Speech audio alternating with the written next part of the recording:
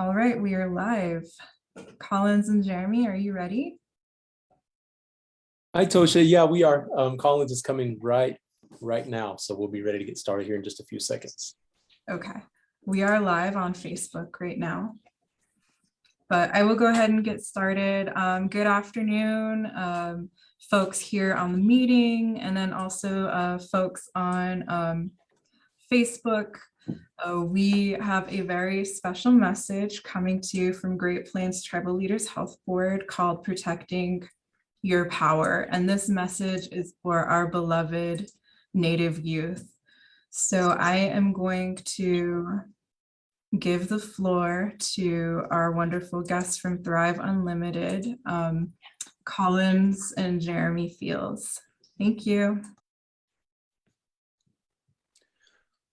Hello, everybody. My name is Jeremy Fields from Thrive Unlimited.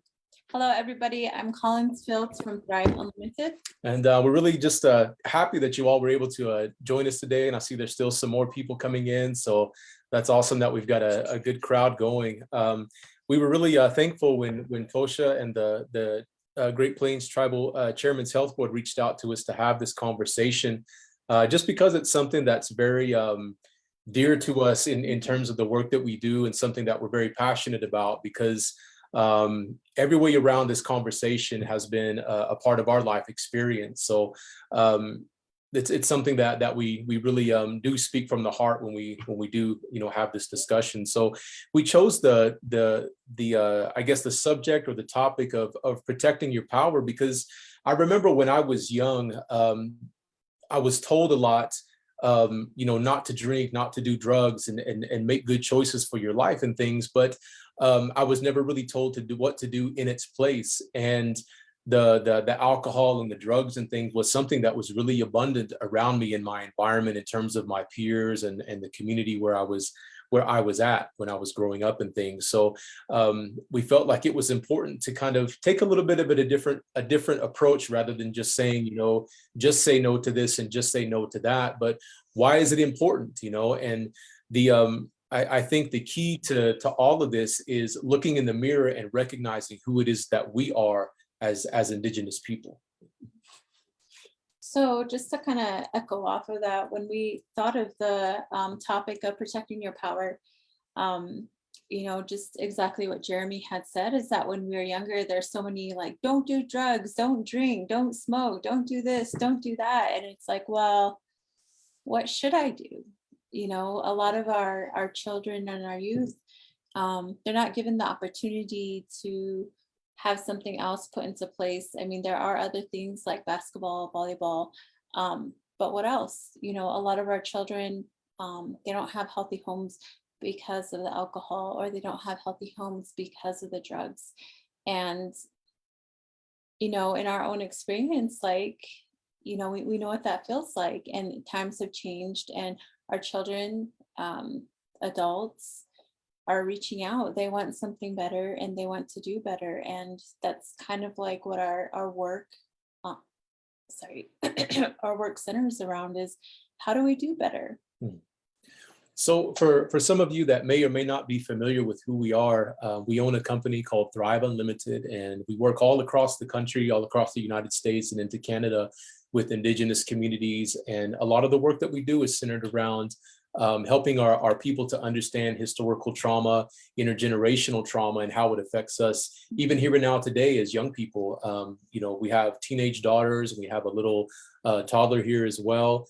And it's something that we have to, as parents, we have to be aware that it's something that still operates in our family. And there are certain ways that we need to understand it, and things that we need to do to keep it from having a tremendous negative effect on our children, or even ourselves. So one of the phrases that we use with our company is, we are the new tradition. And that's kind of our tagline, or our motto, in an understanding that a lot of times when people ask us about cultural identity or who we are as Indigenous people, most of the time what pops into our head, the images are these black and white pictures of our old traditional leaders from 200, 300, 400, 500 years ago. And we're always constantly looking backwards, or we're taught to, that's what they teach us in school and the history books, is this is who your people were, and this is who you are even now today. And a lot of times it leaves us feeling kind of a little bit lost, so to speak, because we don't always really know how to be those people that we saw in those black and white pictures, because maybe we don't own the eagle feathers, maybe we don't own the quill work or the bead work, or we don't have an ability to physically look like them. Maybe our skin is lighter than them, or maybe we don't have long hair and braids, you know, and it kind of leaves us feeling disconnected. But that phrase of "we are the new tradition" is our way of handing back creative control of our identity to us here and now today, to be able to say, the way that you live your life, the way that you carry yourself, the things that you do are now defining of what Indigenous people are here and now today. Those ancestors, they're not alive and living anymore. They're not making decisions here and now today. It's us, you know, and that's something that's really powerful, because it's very special and unique that each of us, regardless of the situation that we came from, no matter what family we were born into, what financial or social situation we were born into, none of us came here by mistake. You know, there was so much prayer and ceremony and effort. People gave everything that they had so that we could be here today before they ever knew our names, or heard us breathe, or heard our voices, or anything. You know, before they ever saw our faces, they prayed for us 2, 3, 4 generations ago that we could live full and good lives, you know. And that's what they intended it for us, was to be able to thrive, you know, and to be able to live those kind of good lives. So that's what really makes us powerful, is that we come from that kind of lineage and that kind of intention, regardless of how it is that we came into this life. And we're still deserving of that each and every day. And we have an opportunity to be able to choose that each and every day, regardless of what it is that goes on around us. That's a mind state that we get to pick up, and quality of identity that we get to kind of put up on ourselves. When it comes to culture, one of the questions that we kind of like to put in front of people, and a lot of times we'll be standing in front of, you know, rooms full of people, and one of the key questions that we like to ask is, you know, how many of you have ever and if you want to, even here in the Zoom, there's little reactions that you can choose, but you can choose to raise your hand as I ask this question, just to kind of be a little bit interactive. But how many of you have ever tried to do beadwork? So if you can raise your hand, or even if you just want to unmute really quick and say me, you can do that too. So I just want to pose that question. How many of you have ever made an attempt to make beadwork? Okay, see some hands popping up. So myself and Collins both, we're avid beadworkers. But the reason why I asked that is because a lot of people try it, they attempt it, but once they pick it up, some people, they set it right back down, because there's a lot that goes into it. It's not just something that you can just pick up and it just, for some of us, I guess it can come very easily, but it takes a lot of work and a lot of practice. And some of the answers that we get when we ask, well, what does it take to make beadwork? You know, so even as I asked that question, what do you think that it takes to make beadwork?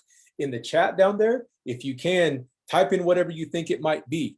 What kind of qualities does it take to make beadwork? Okay, we see some answers coming in. We got patience. That's always the number one answer, because it's like one bead at a time. You know, it really does take a lot of time and a lot of patience, a lot of effort, creativity. So the reason why I asked this question is because beadwork and quill work, those are things that we often see in contemporary spaces, whether you're in powwows or if it's just, you know, just in general, Native people, we own a lot of those things. And sometimes we just look at it and say, oh, that's beautiful. Oh, that's nice. That makes me feel really beautiful or handsome when I put those things on, or when it's gifted to me, those kind of things. But the reason why I ask what goes into it is that all of these things within our culture are meant to teach us something. And even just beadwork, sitting down to bead, you're empowering yourself to learn how to be patient, how to be steady in everyday life. You're teaching yourself how to be creative, how to be a forward thinker and a problem solver, how to be focused and how to be dedicated, all of those kinds of things. And when you think about our culture, everything that we did as Indigenous people, no matter if we made pottery, if we made woven rugs, if we made shell jewelry, whatever the case might have been. All of those things had a purpose. For one, they served a purpose, whether it was to wear in ceremony, or maybe it was a basket that was woven and was intended to carry food, things of that nature. But also it was meant to teach us those kind of qualities of creativity, patience, dedication, focus. And that's one thing that makes us as Indigenous people very unique, is that we had such a rich and in-depth system that taught us how to be very strong and powerful people. And I share that with you because a lot of times these things become so common in our environment that we don't think to look and ask ourselves or understand what it is that they really represent or what they're really about. And we miss out on that strength that it's trying to teach us, because we can go to the trading post, or maybe we can go to the tribal gas station and we can go buy a beaded wallet or a medallion or something like that without having to make it. But going through those processes has an ability to teach you some really powerful life skills. And that's one of the things that really makes you strong, is when you participate in culture, it gives something back to you. So that's something that when you begin to work through those things and you begin to pick up those qualities and build those strengths of character, that's where your self-worth comes from. And a lot of times when we look back at those pictures, you see them and it instills a sense of pride in you. You know, we come across in books, or maybe we walk into a building and there's a big picture or a poster of Sitting Bull or one of our traditional leaders, and we look at it and it does something to you. It kind of makes you stand up a little bit taller and say, you know, like, man, those are the people that I come from. I want to be like that. I want to be powerful like that. And this is how they did it. You know, it was about building strength of character. It wasn't always about what they wore or how it was that they looked, but it was about their character and how they acted. What did they expect of themselves? What did I expect myself to bring into this world? You know, but that's where your self-worth comes from, in terms of how you respect yourself, how you love yourself, and what you give to yourself.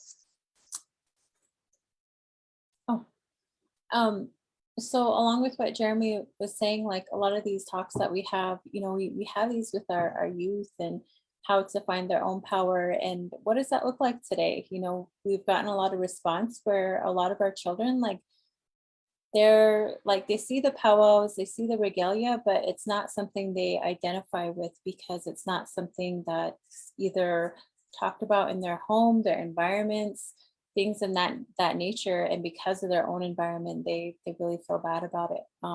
So it's something that we continuously try to work on, that, you know, with our kids, is that you can find your worth in picking up beadwork, quill work, sewing, even in the matters of cooking. Like if you're cooking for your family, you're putting your love into that, and that means a lot to your community, to your people, and to remember to honor our children in that way, and for them to see that light within themselves and how big that is.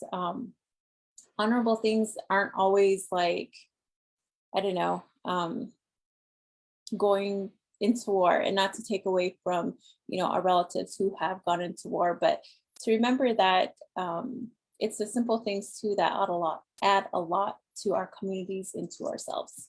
Mm-hmm.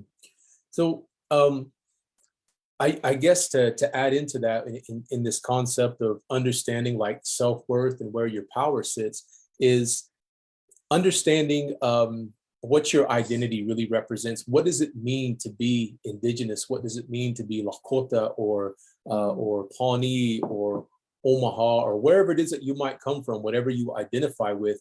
What does that really mean? You know, does it mean that you go to powwows, or does it mean that you carry yourself in a certain way?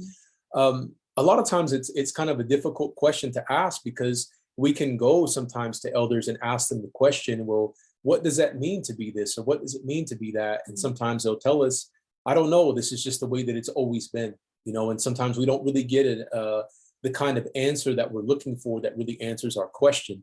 But I'll share something with you that changed my perception in this. And it was a story that was told to me about myself and my culture. For myself, I come from the Pawnee tribe of Oklahoma, from the Kitkahaki band. And I was told that when I was young and I came into this life, there was a way that this life acknowledged me. And what I was told is that in our understanding that we're children of the stars, we're people of the stars, we come from the stars. And as such, when we come into this life, we meet the nature of life, which is adversity and challenge. You know, from the time, very moment that you come into this physical reality, you're always going to face challenge each and every day. And in modern society, sometimes that can be scary, or it teaches us that we always need to be comfortable. But challenge is something that we're meant to embrace because it sharpens us and it gives us strength each and every day. Every time that we embrace challenge, it's kind of like building muscle. Every time you go to the gym and you lift a weight, you're working more and more towards more and more strength. And that's what I was told, is that when I came into this life, I met adversity, that spirit of adversity, and I had to push back against it. And they said, you took a deep breath and you claimed your life right then and there, and you acknowledged and said, okay, I'm going to live now here in this physical reality. And then they told me, they said, the next thing that you did is that you acknowledged your power, which was creativity, and you cried out as a baby. You know, we know that when we're born into this life, that's one of the first things that we do is and then we let out a scream, we start crying. And in that, we start creating vibration in this physical reality, in the universe. And they told me that when you did that, that vibration that you made when you cried, it traveled out in every direction to the farthest expanses of the universe.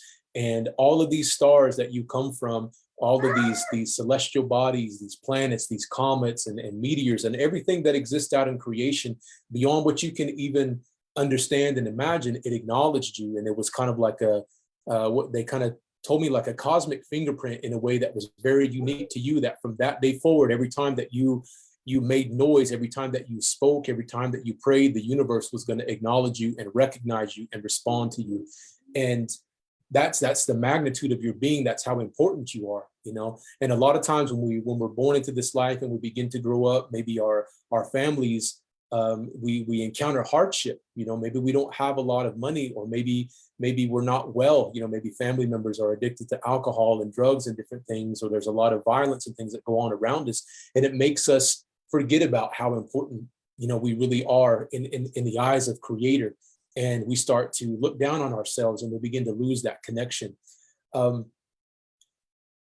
in relation to the story, a lot of times when we're in these training environments, we always ask people, we'll go around the room one by one and say, tell me a little bit about yourself. What's your name? Where do you come from? And just a little bit about yourself to help us understand who you are. And most people, they'll say, this is who I am. This is how many kids or how many sisters I have. This is how many dogs and cats that I have, or chickens, or whatever it might be. And this is where I work, and this is where I like to shop, all of those kind of things. And usually what people will describe is what happens to them every day or on a day-to-day basis within about 50 feet, like a 50-foot circle around them. That's what's frequent in those spaces. And it's interesting because when you think about Indigenous people and you look at our traditional languages, and you begin to understand the words that we had, or the phrases that we had to identify ourselves, most of the time it translates to the people. Just very simply, the people. It doesn't say the people inside of that reservation fence over there, or the people that only go this far or do that much, or these people that only live within a 50-foot circle. And what's important about that is when they say the people, they're not talking about the people of North Dakota, South Dakota, Colorado, Oklahoma, Nebraska, just a simple state. They're talking about the people of creation, the entirety of creation. That's how our ancestors understood our identity. It wasn't about just being from this piece of land, or from this, even just this planet that we call Earth. It was about being people of creation. We understood that we were these grand, just tremendous people. And when we make those claims to our identity, we have to understand that that's what we're claiming. You know, we're putting that back upon ourselves to be able to say, I'm not just Jeremy Fields that lives in Fort Collins, Colorado, and lives at such and such address.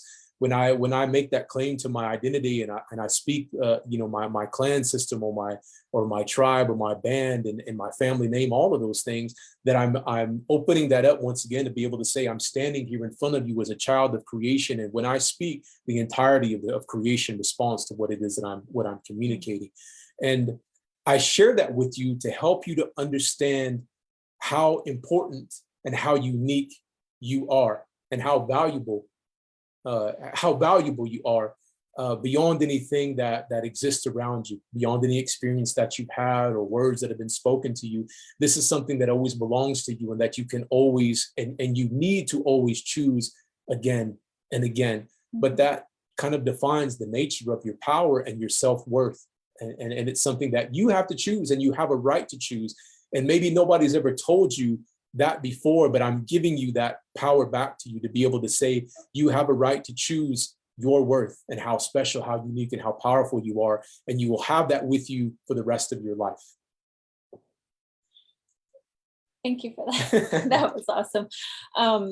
It never ceases to amaze me how much, like, I don't know, power comes out from hearing my husband talk. But so that next part, when we're made of all this power, but we have to understand that when we drink and when there's alcohol involved, that it diminishes that power.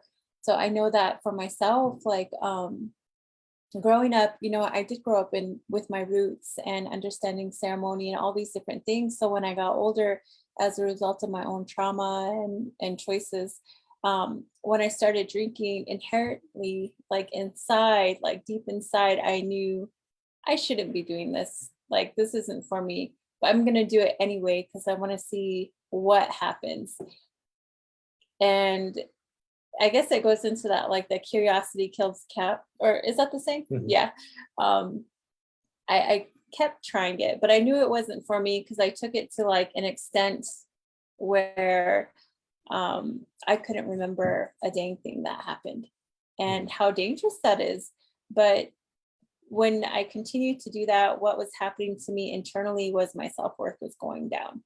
And I don't know, I'm pretty sure some of you have experienced, like, when somebody does good, they'll come around, they'll talk with you, you guys will have these great conversations. But if they go back to their old habits of either drinking or drugs, then they disappear, right? Because I know for myself, like I would pull myself away from my family because inside I didn't feel good. I didn't feel worthy of what they were doing, which was trying to create a better and good life of living on that red road is what we call it.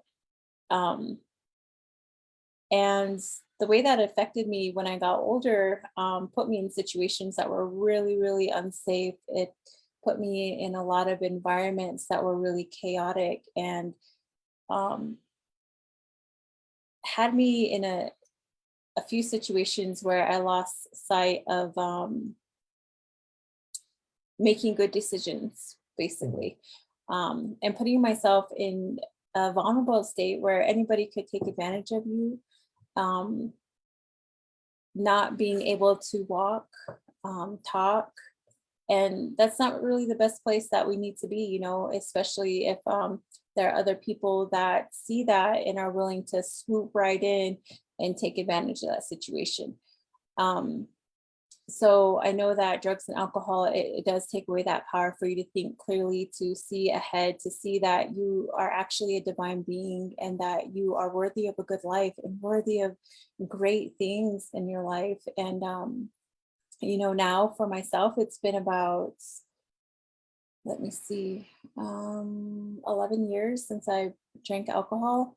And let me think here, 15 years since I've done drugs. That's from my own personal story. And the big turning point for myself was when I got pregnant with my daughter. And that was 15, going on 16 years ago. And in those moments, and I found out when I was 6 weeks pregnant. And in those moments, I thought, okay, this is it. Enough of this kind of life for me. In my own story, I've already felt like I've lived so many lifetimes and so many different journeys. And you know, for those of you that are listening, you know, at some point I'll be able to share those on some Zooms coming up. But I felt like my baby deserves a different life. And I deserve a different life. We deserve something safe. She deserves to be safe. And that was the really big turning point for me. So I always attribute like my changing points in life to her. And that's where I picked at beading. So I took away that part and then I started beading, and I started with making baby moccasins. And that's how my journey of beading began, because nobody taught me. I was given a needle, some elk leather, and some beads, and I got started. I didn't know what I was doing. I just seen what moccasins look like and figured it out from there. And it slowly, eventually continued to evolve. And as I evolved, I see that my work evolves. And some of the best ways that I've created came a lot of healing, a lot of hard times. I've created some of the most, to me, awesome pieces.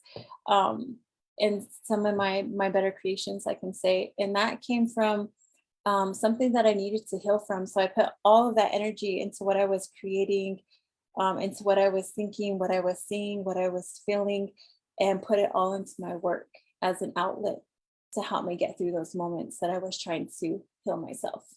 Mhm. Yeah, that's really interesting. I know that even for myself, I went through a lot of those similar experiences when I was younger. I think as a teenager, and even younger than that. Looking back, I was went through spaces of like severe depression, and I didn't know what it was back then. I just thought that this is what it's like to be a kid, just different things around in my environment and my family that made things difficult and hard for me to see myself. And I would say at about 13, 14 years old was when I had my first encounter with drugs and alcohol. That's when I started drinking and I guess using drugs and things. And it's interesting because in my present space in life, there's a lot of people that I come to just because of who I am today, the person that I choose to be, and the kind of work that I do, that people make the assumption that this is just how I've always been.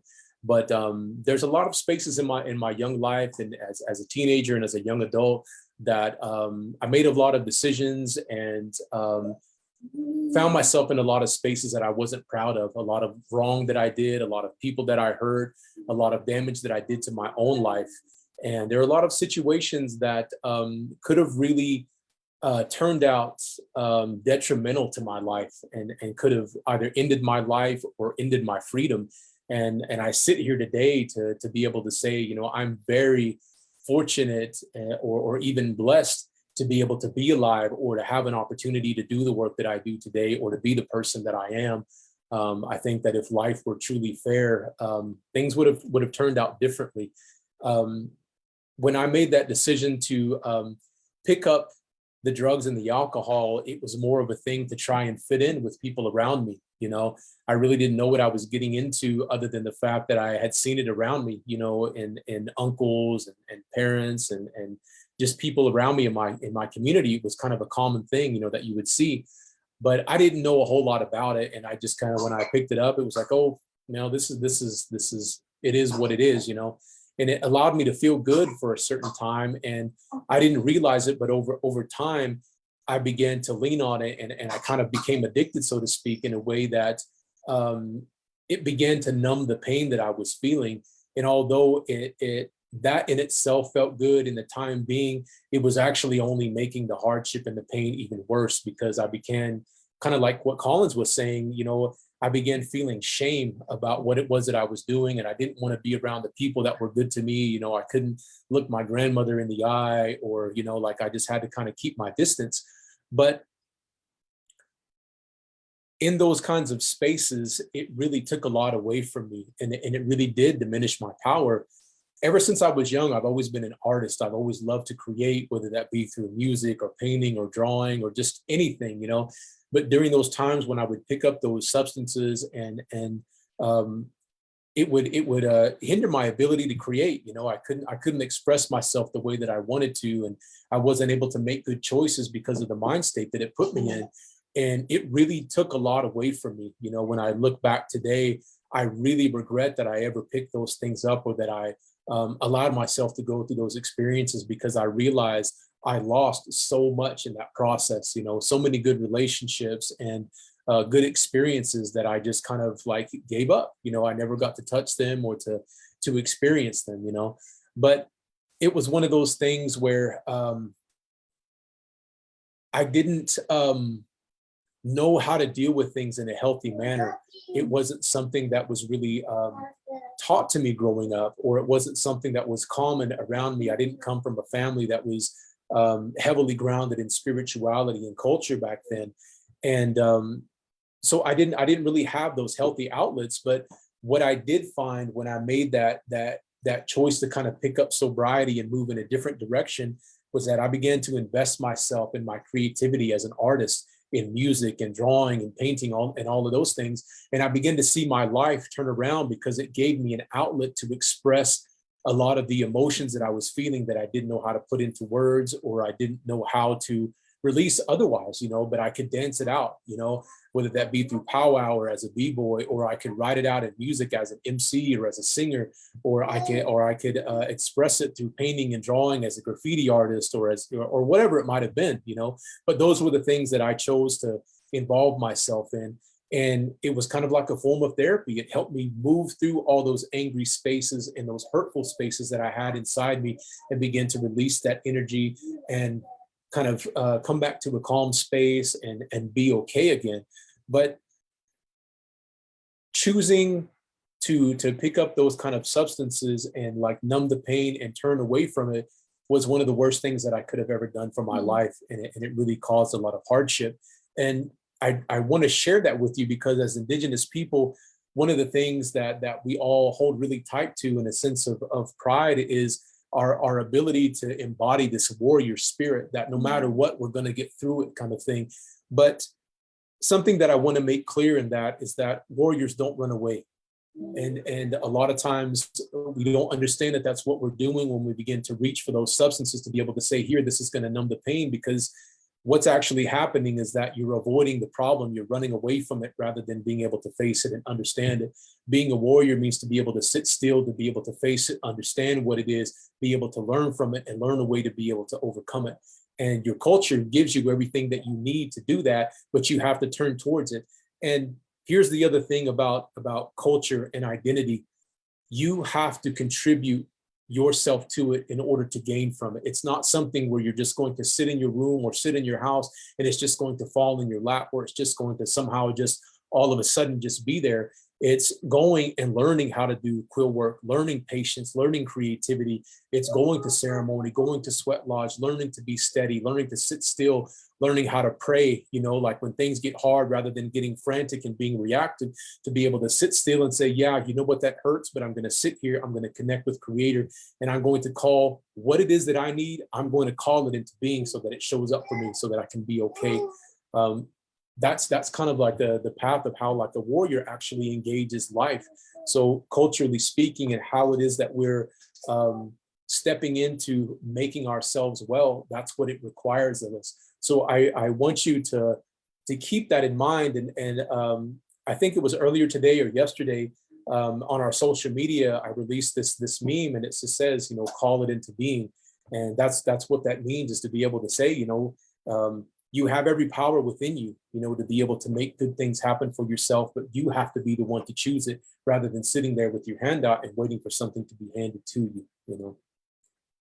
Something along with that is that when you start on that path of choosing sobriety, oftentimes we think that, or we may feel that after you're done drinking or doing drugs, then that's it. Then everything is good and life is going to be better, and you know, sobriety is, that's it. However, some of the biggest things that I've learned is that in those moments of sobriety, you're going to face a lot of difficult challenges, maybe from an outside world, but more so internally, because we started drinking for a reason, we started doing drugs for a reason, we started whatever it may be for a reason. There's pain sitting there, or there's some kind of trauma sitting there, and that has to be worked through, because after all of that, after all that was said and done, you're facing yourself. And, you know, a lot of times that's why we look to those things. So we don't have to face those things, I guess, that we've been hiding or have been walking away from. So the things that I encourage is, you know, talk to your elders, talk to some relatives, you know, what would you suggest? You know, maybe it's counseling. Maybe go online and look up different things to start your journey. A lot of years in my life, I was living with anxiety after all of that, and I didn't even know. I didn't know that's what I was living with until about a year ago. And I was like, oh my goodness. So after I realized and talking with my own coach or counselor, then I could start working on it. And to remember that we have a lot of great resources within our own community. You know, maybe it's your uncle, your auntie, or even people that are younger than you, so that you can start learning from them and living in this type of world. Because even though I guess we're considered younger, I'm still a lot older than when I was younger. And it's certainly a different type of world. It's a different type of environment, music, everything is so different. And learning from my own daughters, you know, how do I navigate in this type of world? You know, they're always teaching me, always showing me, and I have to be able to transform with them. So in choosing sobriety, I can say some things that have made my life better is that myself and my husband, Jeremy, have been creating a family life that is healthier than what we've known. I guess you could say like a calmer environment where we address things that are difficult to us, maybe even traumas. And we sit down as a family to talk about that, and we don't shy away from those difficult things, and we try to embrace like the really good things. Something in our line of work is that we always try to make it like a family event. So we do like a lot of murals across North America, and we include our daughters with that always, and teach them and let them know where we're going and about the relatives that we're meeting and the land that we're on and the ancestors that once lived there. And it's a really awesome experience. And has it been easy? It hasn't at all. It's been some of the most challenging work I've done, but the most beautiful and rewarding work that I've done, because this is how a family, I feel, should be. And maybe this is how sobriety should be. It's a good way of life. It's a beautiful way of life. So it's kind of like you get out what you put in, and every day it's constant work, and it's a constant work of frame of mind, because we're rewiring historical trauma. We're rewiring all of those, let me think here, like those things like we've learned from the boarding school era, those types of things, like with the cleaning, that was huge for me. All of that. And so every day is constant work, but it's really beautiful. And I'm really thankful for the life that we continue to work towards, that we continue to create with our family. And we've certainly been handed some really big challenges, but we got through it together and together as a family. I think a really good point that Collins had made is that when you choose to kind of walk that good path, there are challenges that you face when you try to make healthier choices for yourself. Like I had said, when I first started using alcohol and drugs, it was because of the people around me. I just wanted to fit in. I wanted to be accepted. I wanted to be cool, basically. And when I made the decision to go the other direction and step into sobriety, there were a lot of people that didn't encourage me or told me that, oh, you're too good for us now, kind of thing. And here's the thing that I want you to understand about being in that situation when you make good decisions, but you don't find support from the people that you're familiar with, whether it be friends or family, because there will be people that have negative things to say, even though you're trying to do something good for yourself. And that is all of our people. All of us as Indigenous people, we have been affected by historical trauma, every single one of our families. And all of us, even now in this year, 2021, it's almost 2022, Every one of our families is just now, even now today, learning how to be healthy again. We're learning what it looks like to be stable, what it looks like to be healthy, to be sober, what it looks like to, what's the word I'm looking for? Learning how to love in a healthy way. You know, there were so many things that were destroyed within our culture and our family when we were moved to reservations, and all of that trauma happened to our people, that even here and now today, we're still slowly relearning what that looks like. And all of those people that don't necessarily show up with support, or that become jealous, or look down on you for making good decisions and things like that, it's because they're suffering. They're still being bothered by that trauma. All of our people that continue to reach out for those substances, or that you see always angry or violent or fighting, or all of the negativity that you see within our communities, it's as a result of us as a people still trying to heal from all of that sickness that was handed to us. And sometimes it's difficult to understand, but it's not their fault. You know, it's something that has been passed down over the course of generations. But I encourage you to stick to your choices, stick to your decisions, to be able to make life healthy for yourself, because nobody else can choose that for you. You're the one that has to be able to do that, and to know that you deserve it above and beyond anybody else. You know, being able to step into that sober space in life, or maintain it if you're already in it. That's one of the best decisions that you can possibly do for yourself. My life, ever since I made that decision to turn in the opposite direction and choose sobriety, has been kind of just a beautiful experience. I mean, it's had its own challenges, but everything has, you know, just gotten better and better and better, to where I'm at a place in my life right now. Here in a couple of weeks, I'm going to turn 41. I may not look like it, but I guess I'm fortunate with that. But nonetheless, you know, I'm at a place in my life that I never thought that I would be. You know, looking back at some of the situations I was in and decisions that I made, back then, I never would have imagined that I could be where I am today. And I share that with you as well, to be able to say, no matter what it is that you go through, there's always an opportunity for you to choose something different and better for yourself. No matter where it is or what it is that happens, you deserve a good life. You deserve good things, but it's up to you to choose it, and choose that you deserve it. I guess on the other side of that too is that when you choose that healthy lifestyle, your life is going to look a lot different than maybe it did before. You're going to become an entirely different person, and it's going to look a lot different than what you may have even experienced in your family by other relatives.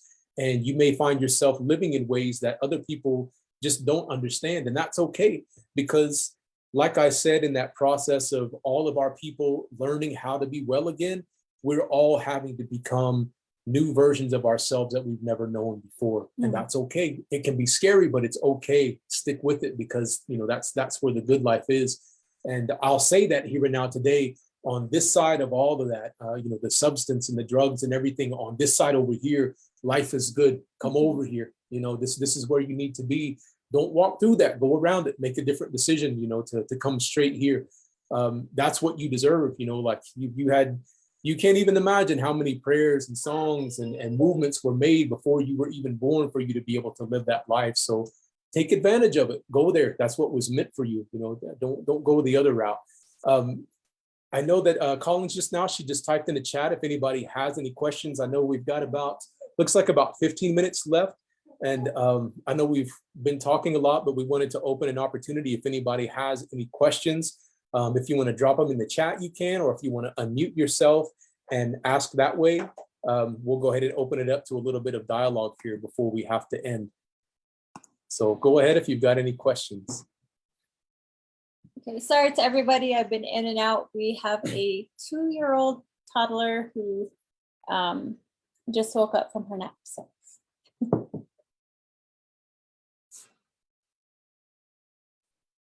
And even if you don't have a question, even if you just have a comment or something to say or to share, feel free to go ahead and, again, drop it in the chat, or you can unmute and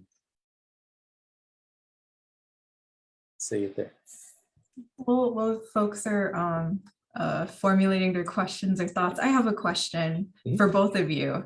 Okay. When you were making that positive change in your life, or when you were thinking about um, going on that path of sobriety, was there any particular individual in your life that influenced you to make that decision? And if so, who were they? Go ahead. Okay, so for myself, I mean, it's right off the bat is my oldest daughter, Jayla. She was my biggest influence and reason, but in the way that I had grown up, I really admired, of course, my mom. She made that decision so many years ago with her own children, as well as my auntie and uncle, Ron and Mary Blackbird.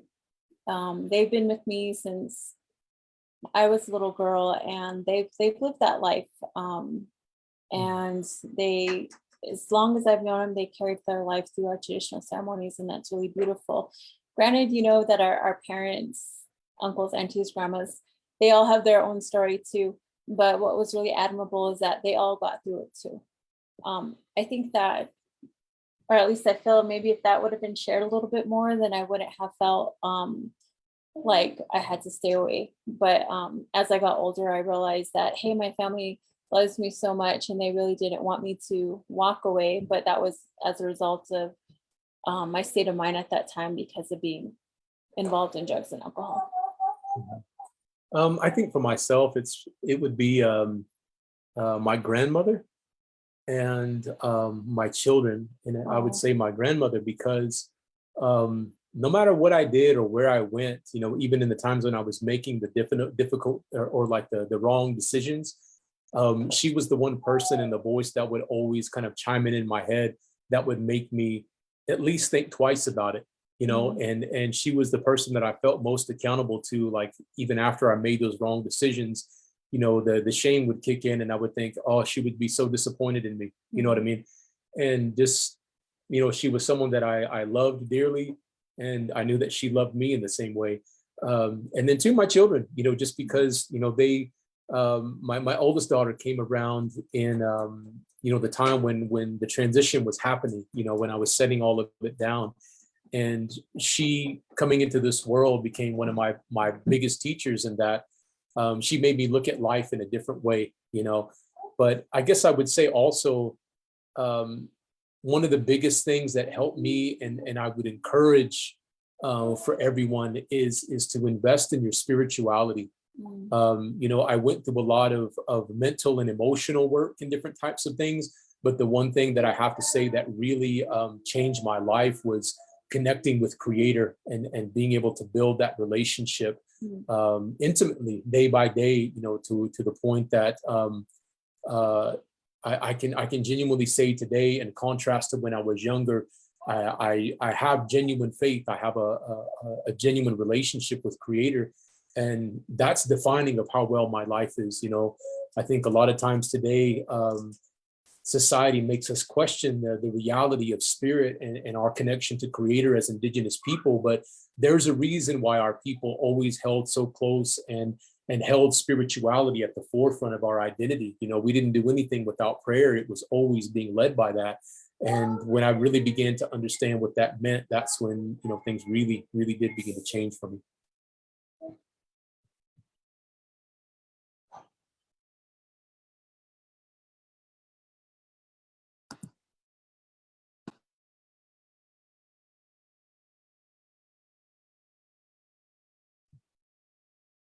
Okay. Let's see here. We've got about 10 minutes left. Anybody have anything else that they might want to share, or thoughts or questions?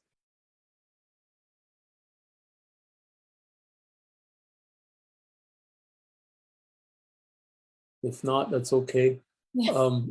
Can share just a little bit about some of the work that we do, I guess. So as our company Thrive Unlimited, Sean had mentioned in the comments or in the chat that they had checked out our website, thriveunltd.com.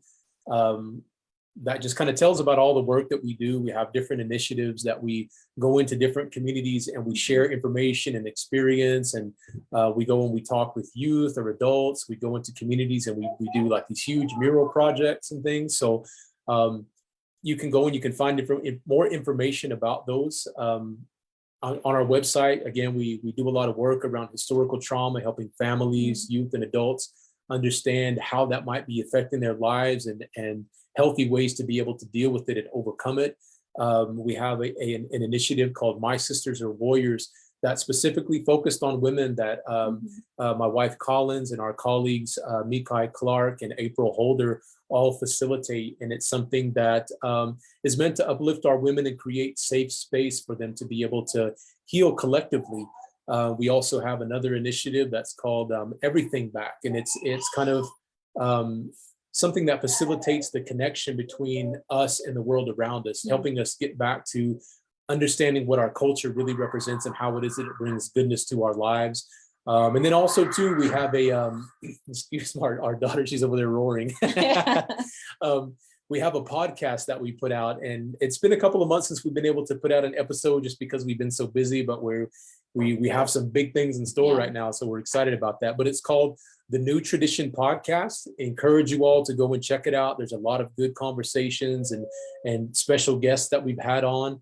But you can find it on Spotify or Apple Podcasts, any of the major podcast apps, or you can find it there on our website. Also, we have a page dedicated to it, and you can listen to episodes right there.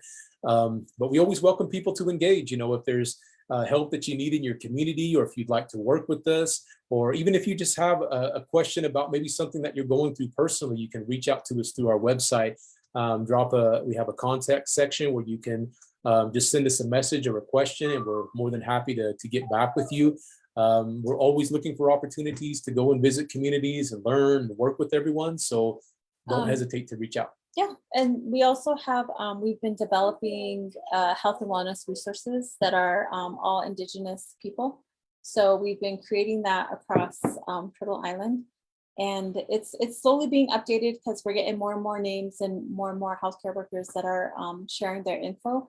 But that's available on there as well. Some of the healthcare workers on there do have a sliding scale, and some of them don't charge at all. But I mean, it's all up to whoever's reaching out to them. I think we also have coloring pages on our website as well. So check those out if you want to go ahead and print those out and give them to your students to color or whatever it may be. Yeah, absolutely. And then also, you know, you'll find there on the website, we have our store where we have a lot of merchandise, t-shirts. Some of you have probably seen those.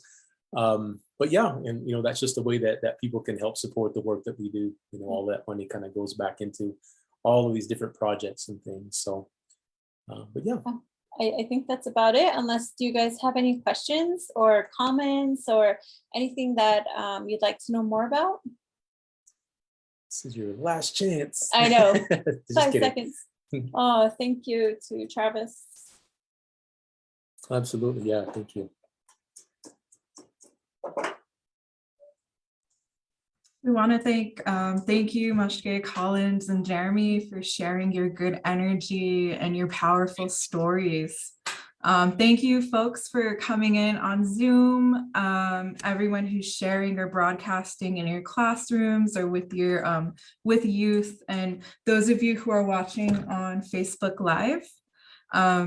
If you guys have any questions or looking for resources, particularly here in the Rapid City area, we have the Oyate Health Center's Behavioral Health Department, and then we also have Great Plains Tribal Leaders Health Board. We have a lot of resources and support for those who are needing spiritual, cultural services, behavioral health. We have programs for youth, and we also have some recovery resources. But once again, we are very grateful to you, Thrive, and for those of you tuning in on Facebook, or if you have further questions, please feel free to reach out to any of us. Yes. Absolutely. Yeah, thank you, Tosha. Thank you to the Great Plains Tribal Chairman's Health Board for having us on. It's been an honor. Yeah. Thank you, Tosha. We appreciate you so much. And to everybody that tuned in with us, we appreciate all of you. Please reach out to us. Well, I wouldn't say our phones are always open, but if you just want to shoot us the email, that's on our website as well.